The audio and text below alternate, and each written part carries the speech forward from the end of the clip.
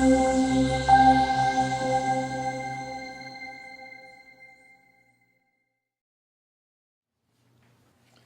right, so now you're ready to get outside the building.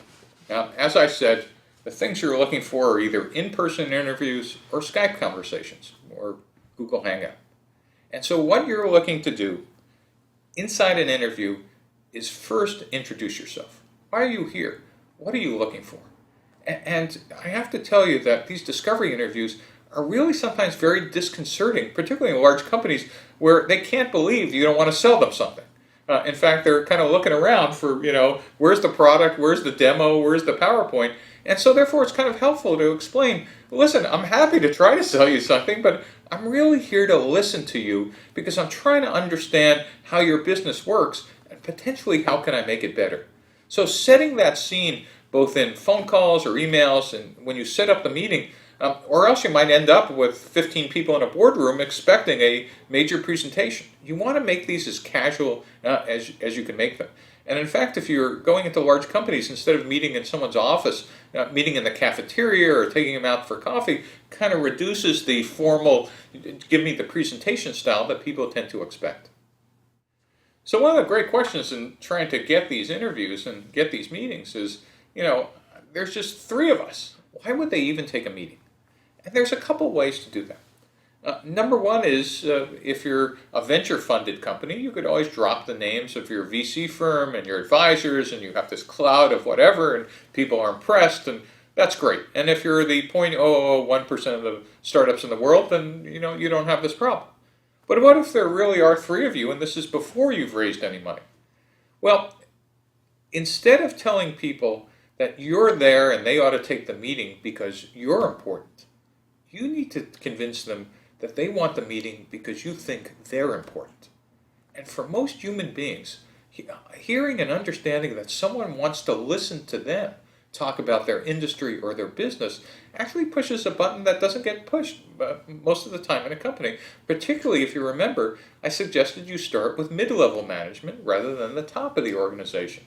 A lot of mid-level managers never get asked for their opinion at all.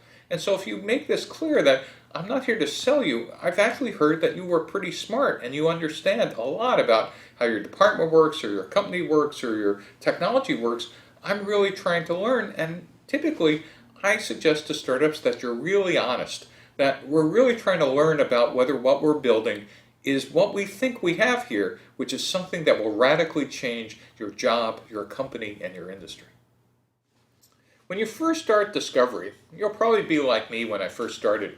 I actually would go in and hold the list of questions to myself, going down the list, making sure I asked all the questions the same way to all the customers.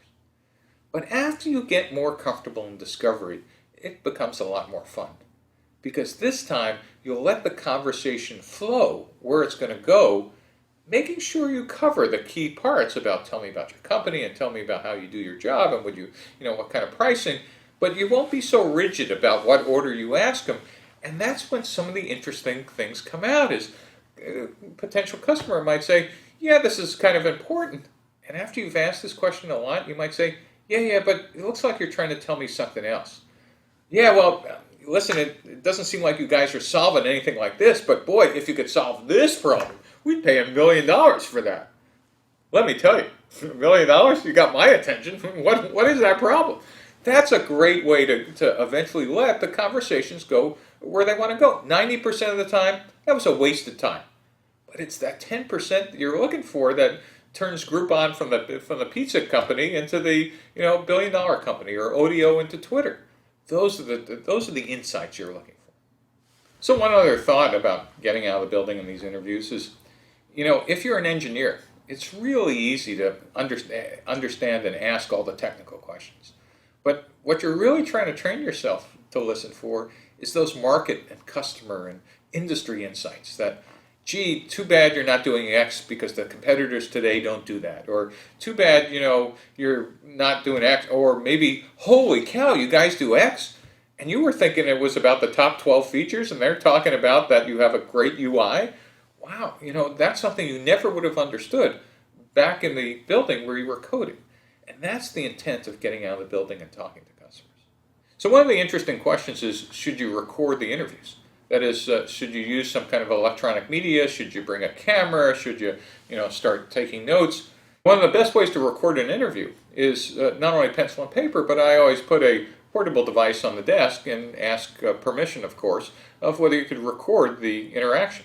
And when the interview's done, I ask the customer permission to take their picture of either them or outside their office or something interesting in their company or their house or whatever, because it actually puts a face to the notes.